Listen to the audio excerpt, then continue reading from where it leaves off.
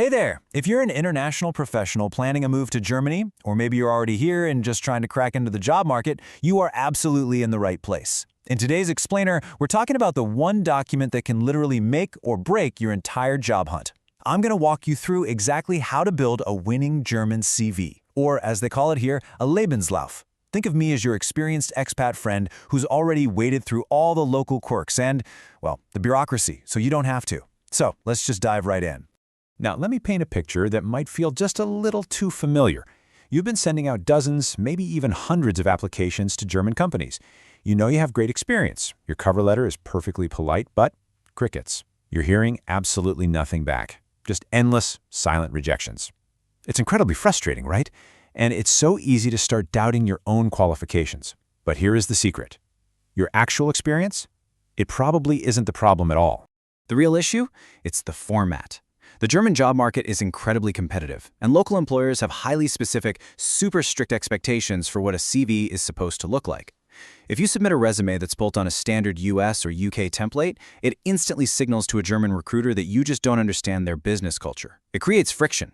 And friction, that gets your application tossed out before a human even gets the chance to read how great you are. But don't worry, we're going to fix that. Here is our roadmap for today. We're going to cover what a Lebenslauf actually is. Break down the 6 key sections recruiters expect. Talk about specific German norms like photos and signatures. Show you how to beat those automated tracking systems. And finally, we'll wrap up with the top 5 mistakes expats make. Okay, let's start with section 1. What exactly is a Lebenslauf? Time to decode the German CV. So the word Lebenslauf literally translates to course of life. And that's actually a massive clue. In a lot of English-speaking countries, a resume is essentially a marketing highlight reel, right? It's flexible, it's persuasive, it usually kicks off with an objective statement like, I am a passionate, results-driven professional. A German Lebenslauf is absolutely not that. It is a highly formal, factual, meticulously structured timeline of your professional and academic history. The facts are supposed to just speak for themselves. To put that into perspective, the difference is pretty stark. While a US or UK resume tries to cram your entire existence onto one single page without a photo, the German Lebenslauf is perfectly happy stretching to 2 or even 3 pages for an experienced professional. It demands strict chronological order, and yes, a professional photo is highly expected. Now that we understand the philosophy behind it, let's move to section 2, the 6 key CV sections, and how to build your blueprint. Every single professional German CV follows this exact blueprint. 1. Personal details. 2. Work experience. 3. Education. 4. Continuing education. 5. Skills. And 6. Optional interests. Deviating from this order, even if you think your alternative layout looks way cooler, immediately tells the recruiter you don't know the local conventions. Honestly, stick to this structure like glue and spend your energy perfecting the actual content inside it. Let's zoom in on the most critical section, your work experience.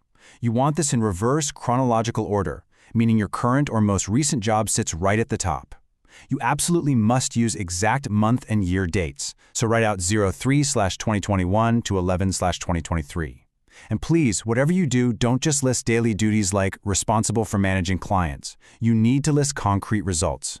Say something like, managed a portfolio of 45 clients, increasing retention by 15%. And when it comes to your skills, specifically languages, Germans really appreciate precision. Do not just put down conversational or fluent.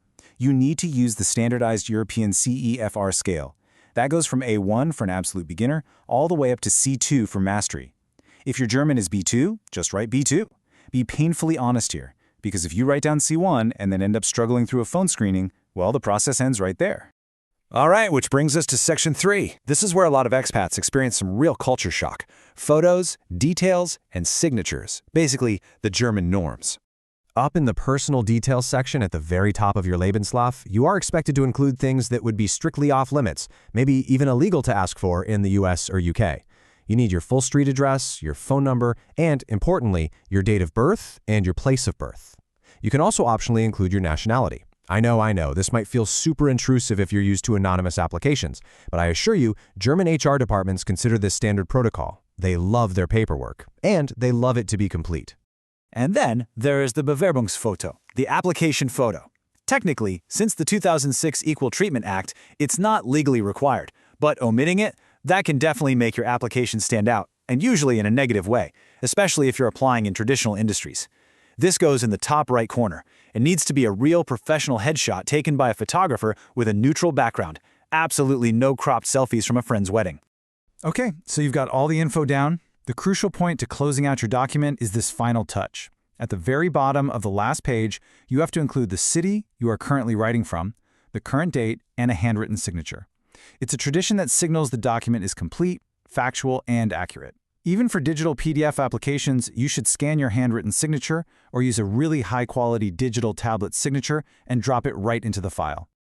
Moving right along to Section 4, ATS and formatting rules, because frankly, all this hard work means absolutely nothing if a computer can't even read it. 7.4 seconds. That's roughly the time it takes to take a sip of coffee. And according to eye tracking studies, that is the average time a recruiter spends on their initial scan of a CV. 7.4 seconds. They aren't reading your deep thoughts. They are scanning for structure. Can they easily spot your job titles? Are your dates perfectly aligned? To survive that 7-second scan, and the applicant tracking systems, or ATS, the software that screens your CV before a human even sees it, you need clean formatting. Stick to standard, perfectly readable fonts like Arial or Calibri. Apply standard German DIN 50008 margins, which just means about 2.5 centimeters on the left side. And always save and send your file as a PDF, titled very clearly with your first and last name. Now, a major warning here, avoid heavy graphics. Look, I know those beautiful multi-column Canva templates look amazing, but large German corporations use enterprise HR software like SAP SuccessFactors or Workday. These systems read text straight across, linearly. If you use a fancy side column layout, the system often scrambles your personal details right into the middle of your work experience, or worse, it just outputs a completely blank page. Keep it to a clean, single-column tabular flow. Don't risk it. All right, we are in the home stretch. Let's hit Section 5, the top 5 expats CV mistakes. Basically, what not to do. Let's rapid fire through the things that will literally send your application straight to the recycling bin. Number 1. Doing a lazy word-for-word translation of your US or UK CV. The tone will just be entirely wrong. 2. Using an informal selfie instead of a proper professional headshot. 3. Listing boring daily duties instead of actual measurable achievements. 4. Lying or overstating your German level. And 5. Leaving unexplained gaps in your timeline. Actually, I want to pause on that last one because it's absolutely crucial. In Germany, every single month of your professional history must be accounted for. Gaps of more than 2 or 3 months, they will be heavily scrutinized. But here is the good news. German employers are actually very understanding if you just explain those gaps honestly. Use local terms like Elternzeit for parental leave, Weiterbildung for further education, or simply just relocation to Germany. Just don't leave it blank. If you leave a gap, HR will automatically assume the worst. So thinking about all of this, take a look at the resume you've been sending out. Is it a true German Lebenslauf, or is it just an English resume translated into German? Does it have the right rigid structure, the exact MM/YYYY dates, the photo, the signature? The German job market is incredibly rewarding, but it definitely runs on its own specific cultural code. Once you adapt to that local structure, you clear the path for your actual, hard-earned experience to shine through. So, I leave you with this.